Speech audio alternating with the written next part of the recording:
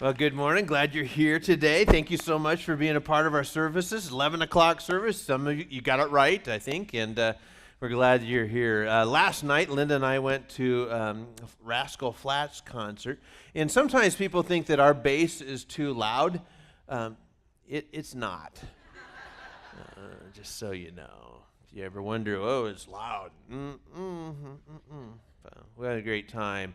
And if there's anybody here from Rascal Flatts, you're going to sing after the message is over. I tweeted them. I don't know if they showed up or not, but anybody? All right. Does anybody know what this is? Hope chest. That's exactly right. Some people call it a cedar chest, but it's actually a hope chest. It's this. Do girls do that now? Do they have hope chests? You have 3. Well, then you need to share with somebody. Does anybody? My mom hoped I got a chest, but it didn't work out well. Anyway, who else had hope chests? Okay, you have hope chests. What do you put in them? What did you put in yours? What? Quilts. What Linda put in, they were towels that her mom or grandma had given her, and some glasses that her grandpa had got at the car dealership. I was kind of hoping for money, actually. This is Linda's grandma's hope chest, and we were able to get that, and we were thrilled to have it. We were talking about it. I was like, I wonder what she put in there. You know, I don't think girls do that much anymore, but you'd put in stuff that you want to bring with you to the marriage, to the wedding, that kind of stuff. And hope makes us do all kinds of things, doesn't it? I mean, that's what hope. That's why we go to an Easter egg hunt, right? We hope we get stuff. In fact, there were golden eggs at our Easter egg hunt, and people are like, I know kids thought there was going to be special prizes in those golden eggs. There wasn't. Just once again disappointed by their church.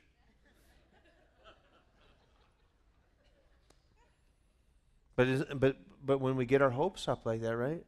Oh, I was hoping it'd be better. Hope is why we buy Thigh Masters. Hope this works. Hope is why we go to college, right? I hope, someday I will graduate college and I'm going to get a job. I hope that happens. Hope is why we are Cub fans. Right? Otherwise, why be a Cub fan if you don't have hope? Already, it is not even May, and the Cubs are 10 games back. What? That means we don't have any hope, right? Thought it'd be different this year. Thought it'd be different. But hope makes us do all kinds of things. And we put our hopes and our dreams in a box somewhere, and it was like hope, and someday I'm going to open this up, and I'm going to get stuff out of it, and I'm going to bring it to the party, right? Now, there's some things in here that I want to bring out. Here's a bank. This is it's not a piggy bank. It's actually a Corvette bank, but you know what I mean. You put, when you're a little kid, you get these banks, and my parents, they gave our kids banks like every year for Christmas for a long time, and I'm not sure why, but they did, and they probably hoped that our kids would put money in them, that someday they would have, as long as they did right, and as long as you have stuff in here, you're not broke. So I'm not sure which kid this is that has this, but there's some money in here. We like the sound of it.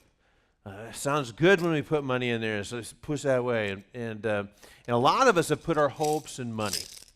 And we wanted to put away money, and we hope this, right? And this is going to get us through. And then the economy happens, bad stuff happens, and we don't have anything left in here. There's nothing left in there.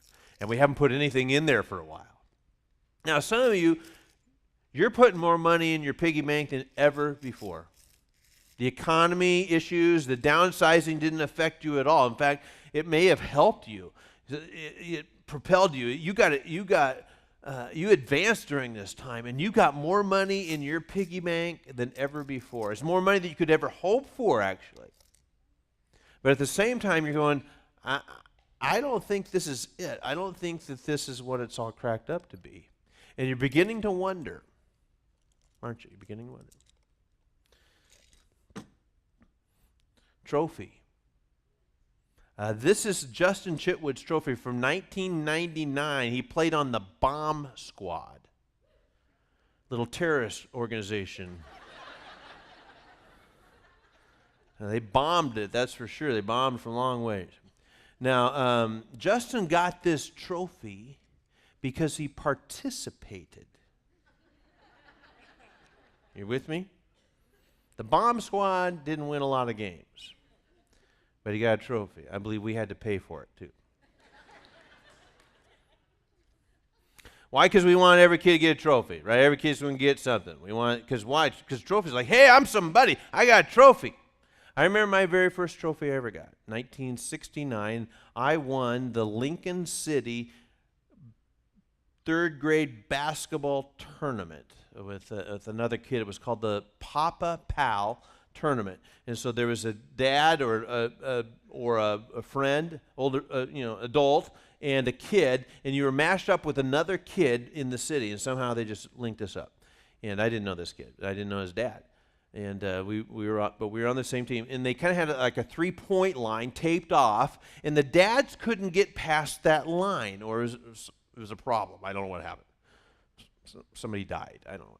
Anyway, you couldn't cross that line. So the dads, if they shot it from behind that line, they got it 1 point. The kids shot it and made it, you get 2 points.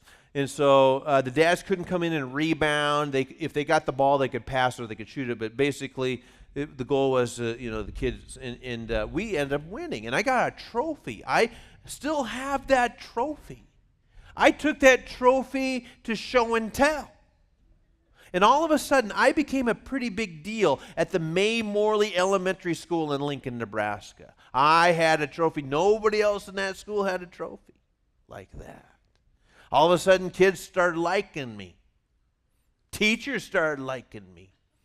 People started calling me, hey, let's choose up teams for Foursquare. I got, hey, kickball. Mark Chitwood, first pick. Like, sweet. Because I had a trophy because I was a big deal. Big deal. And we think accomplishments and getting stuff and plaques and awards and promotions, we put our hopes and dreams in those things. And then somebody, right? And then someday we think, and we look back and oh yeah, those were the glory days. 1969. Lincoln Papa Pal. I look at that trophy every day. No, I don't. Here is some chocolates, right? Yeah, these are good. This is the good stuff. Those of you know what this is. Absolutely, you know what they are. This is my favorite kind, orange. This represents relationships. By the way, some of you missed my birthday. You must have forgot. I don't know, it was April 8th. This would make a good gift. Anyway, we think, boy, if I get a relationship and I get a boyfriend or I get a girlfriend, everything's going to be great. As soon as I get in a relationship and we put our hopes and dreams in finding a relationship, having Mr. Right or Mrs. Right, and we just think, boy, if I could just get asked to the prom or if I could just get asked to the homecoming, everything's going to be great. This would be super. And then, we get our hopes up and then nothing, right? And no, we don't get asked or we do, and it's a nightmare, and it's just like, what happened here? And super disappointment, and we thought this was going to be way better. It's kind of like getting that golden egg with and so our hopes are messed up again. I want us to take a look at some guys who had their hopes all messed up. And this is taken from Luke chapter 24. Let's read here Luke chapter 24, 13 through 16. Same day, two of Jesus' followers, and talking about Sunday. This is Sunday, after Jesus came back from dead. It says, two of the followers were walking to the village of Emmaus, 7 miles from Jerusalem. As they walked along, they were talking about everything that had happened. As they talked and discussed these things, Jesus himself suddenly came and began walking with them, but God kept them from recognizing them. So here's two friends, it's Sunday, but they don't know that Jesus has come back from the dead. They don't know it. Twitter hadn't been invented, right? Facebook, hey, by the way, I just saw Jesus walking. That's pretty cool. Like it, you better, right? You would. By the way, I'm kind of new to Facebook, and I don't know all the rules, so I typically like everything. And then I'm as disappointed when you don't like my stuff. So get with the program. Anyway, these guys don't know that Jesus is alive. They are living their life now as if Jesus is dead. By the way, I think a lot of us do. One of the struggles I see with people in the faith is that we're still walking around as if Jesus is still in the grave, and we don't know it, or it doesn't matter to us. And so these guys, they don't know. They just are. They haven't been told, and they're walking along, and they're going home, and they're talking about everything, and they're probably go, "Oh, I thought it was going to be different. I thought he was going to be different. I thought he was going to be the guy." And these guys are tired of Rome. They're tired of the Roman soldiers in their lives, and they're tired of Rome in their pocketbooks, and they're just tired of Roman gods, and these godless people, and they wanted Rome to go away, and they thought Jesus perhaps would lead a revolution and rescue them from that. That's what they had hoped for, and now he's dead. And now we go home, and it's business as usual. We thought there'd be something better than this. So here they are, they're walking, and it says that Jesus himself suddenly came and began walking with them. But God kept them from recognizing him. And so for whatever reason here, it's kind of a mystery at this moment. And you probably have had those moments where, maybe you knew somebody, but now you don't recognize them, and they've changed. Maybe you went back to a reunion or something like, whoa, I don't, and all of a sudden, oh, yeah. And then it begins to make sense. Now, Luke 24:17, Jesus asks them, "What are you guys talking about? What are you discussing so intently as you walk along?" They stopped short, sadness written across their faces. Then one of them, Cleopas, replied, "You must be the only person in Jerusalem who hasn't heard about all the things that have happened there in the last few days." What things? And Jesus is kind of messing with them at this moment. This is great. He's like, "What are you talking about?"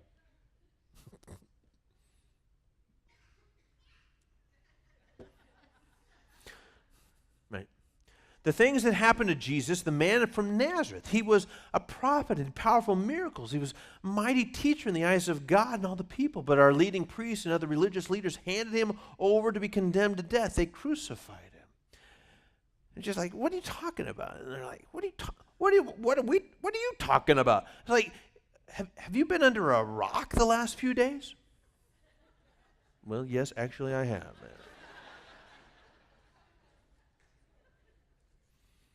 In this incredible verse 21, it says, "We had hoped he was the Messiah who had come to rescue Israel." It happened 3 days ago. But we had hoped. Isn't that a powerful statement there? But we had hoped. We probably have all said that. Well, I'd hoped that moving to a new city would have helped. I'd hoped that the company downsizing would have affected me. We'd hoped to be able to get pregnant. We'd hoped that our kid would finally get his act together. We'd hoped some marriage counseling would have worked. We all have those moments in life that we don't get what we had hoped for. We saw it this way, it just didn't work out. We thought there'd be something better in the golden egg. Luke 24:25, Jesus continues. Jesus said to them, "You foolish people, you find it so hard to believe all of the prophets wrote in the Scriptures. Wasn't it clearly predicted that the Messiah would suffer and all these things before entering his glory?" Then Jesus took them through the writings of Moses and all the prophets, explaining from all the Scriptures the things concerning him. Isn't that crazy? So Jesus spends a little bit of time walking with them, and then he has a Bible study. He pulls out the Old Testament and is like, "Hey, what about this? What about this? Or, I don't know, what about this? What about this?" And they're going like, "How do you know this stuff?" And they get to Emmaus. Now, Emmaus is a little village, 7 miles from Jerusalem. It's not very far. How long does it take to walk 7 miles? A couple hours, right? I mean, it doesn't take very long. They're just out. It's a leisurely stroll. They're not doing some 5K here. Like, oh, it's a color run. No, they aren't doing that. They're just walking along, talking, and they're probably walking kind of slow. It just takes a little bit of time. And during this time, Jesus opens up the Bible and begins to explain about himself to these followers. I'm sure these followers felt like failures, probably had some regrets. I can't believe we gave our life over to this guy. And they had hoped he would have been the one, and now everything changed. Maybe you feel a little bit like that, a little bit of a failure. You'd hope things would be different by now. You failed at a marriage, maybe you failed financially, maybe you failed in the corporate world, and you just feel like, I'm not good enough, or I'm not pretty enough, or I'm not smart enough, and I'd hoped it would be different.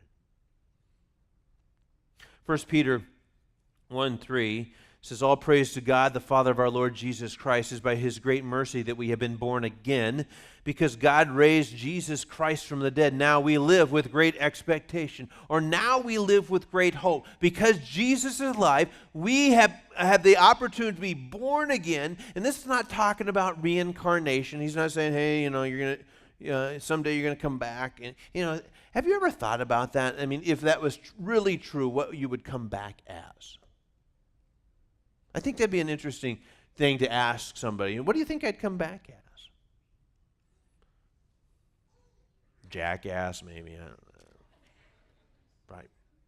Probably shouldn't have said that. Cat. A what? An eagle. Yeah, you would come back as an eagle. Crow. Reincarnation is not real, but new birth is possible. When someone gives you their, when you give your life over to Jesus, you get hope. That's the gift we get. We get a gift of forgiveness. We get a gift of hope. I have a new life, a new start. Things were hopeless. Now they're not. And we're loved and valued and accepted by a man who makes a staggering sacrifice for us. There are so many stories here at StoneBridge of people who at one time had put their hope in the wrong thing and had put it in the wrong spot.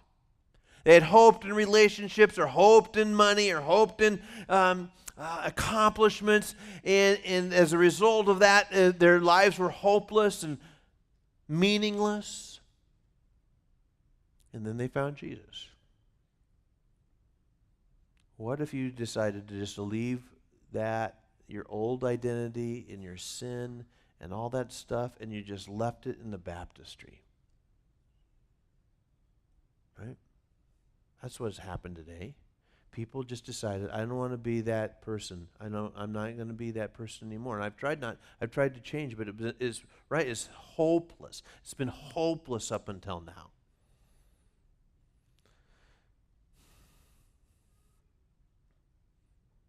It's amazing what a 7-mile walk with Jesus can do. Isn't it? Wouldn't you like to be able to take a 7-mile walk with Jesus? A couple hours? What would you want to talk about? What would you want to know from him? What would you ask? What would you hope that he would explain to you today that you don't get, that you don't understand?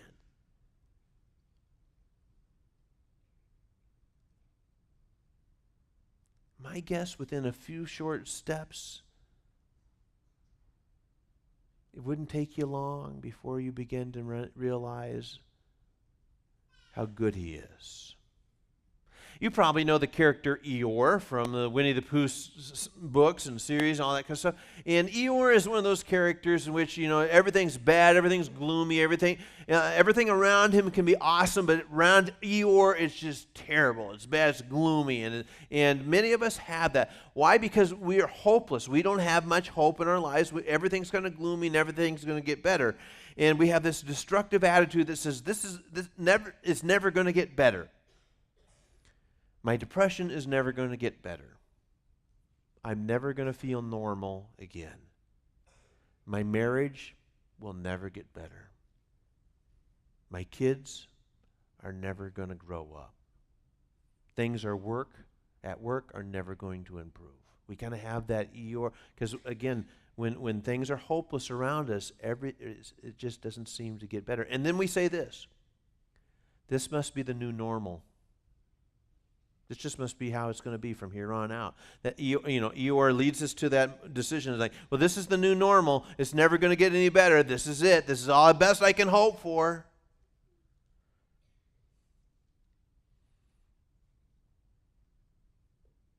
Sometimes Eeyore says, well, this is going to ruin everything in my life. Well, if he doesn't ask me to promise, it's going to ruin everything. Everything.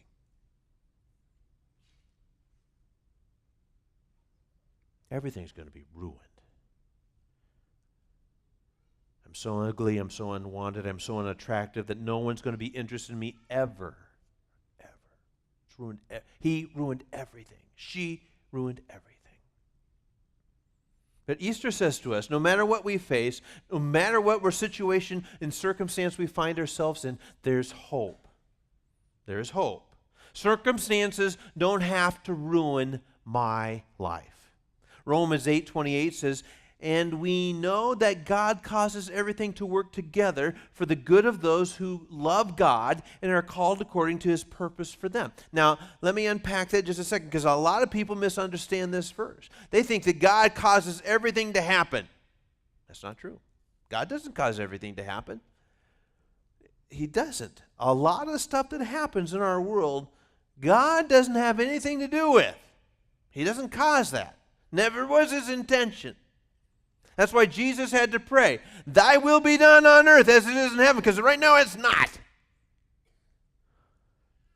But God can cause everything to work together for good. Somehow he's able to weave and move in ways in which we don't even get and understand, because we still think he's dead, right? And this is only, God, check this out. For everything to work together for the good of those, it's only for some people, of those who love God. Circumstances in life will not work together for good for those of us who don't believe in Jesus. It's those of us who believe that Jesus is dead, that believe that Jesus is still in the grave, that Jesus maybe not even was ever happened. That's why a lot of life seems hopeless. If I don't have a boatload of money, and I don't have a really good marriage, and I don't have some great accomplishments, if I don't have any of that stuff, then it's hopeless.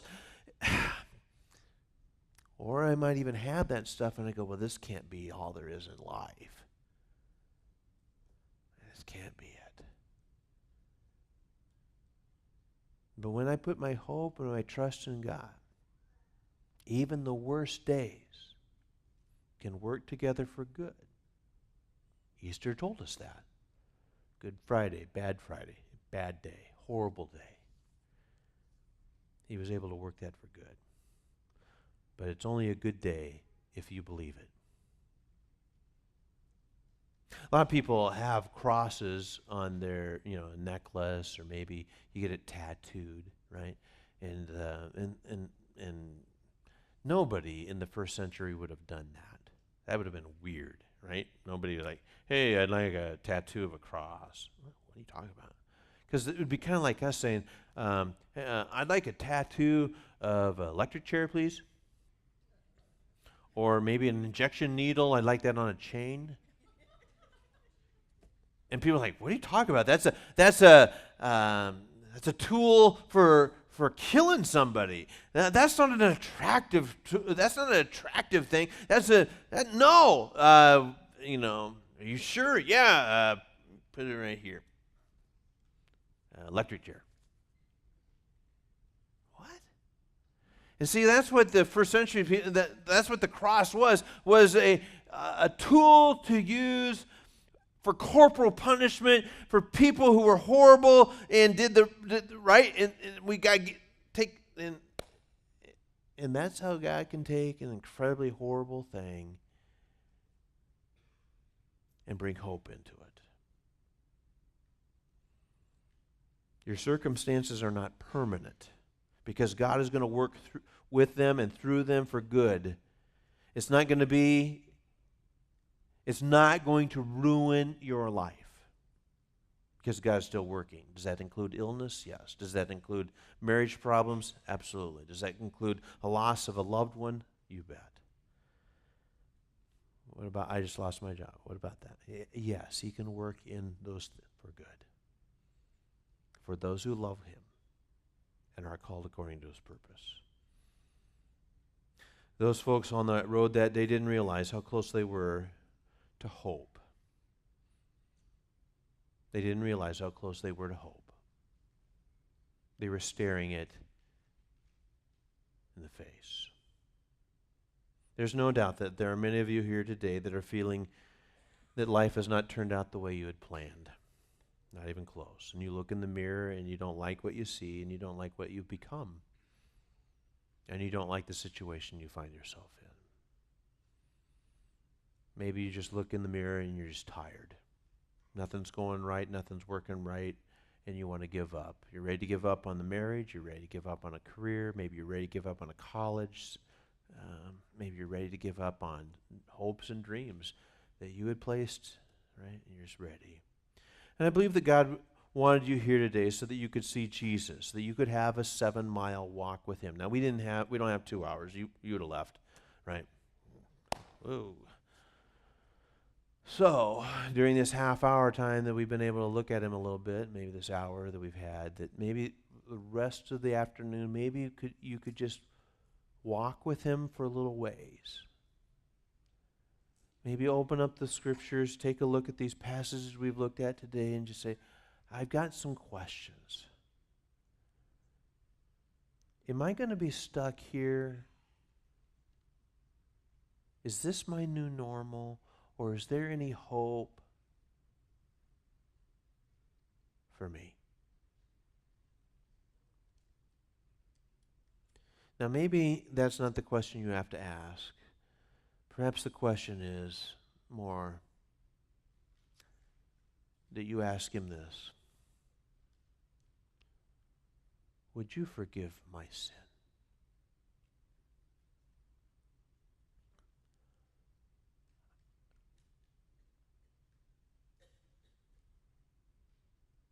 Right? Would you forgive me? And it's, at this point, it's wishful thinking on your part, because you think, I don't think He's going to do it. And then when He whispers those words into your ear and looks into your eyes, and He says, absolutely. Really? Yeah, absolutely. All that, absolutely. Then hope begins to rise up in your life. And maybe that's what you need to do today. So take a walk with Him. They recognized Jesus when they began to eat with Him. Eyes opened up. Then He left them. You know what they did after they recognized Him? they ran back to Jerusalem. They ran back 7 miles in the dark, ran back. Why? Because they couldn't just stay home and go, well, that was cool. They ran back to their friends and told them. My guess is that when hope comes into your life, you will tell someone. That's what hope does. All right. Thank you today that perhaps at this very moment that hope would rise up in someone's life. Perhaps in the question that they ask you at this moment, would you please forgive me? And as you whisper into their ears at this moment that hope would begin and new life would start.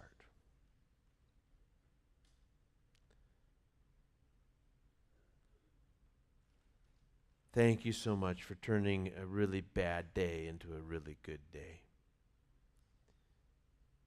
And we'll trust you now. In Christ's name, amen.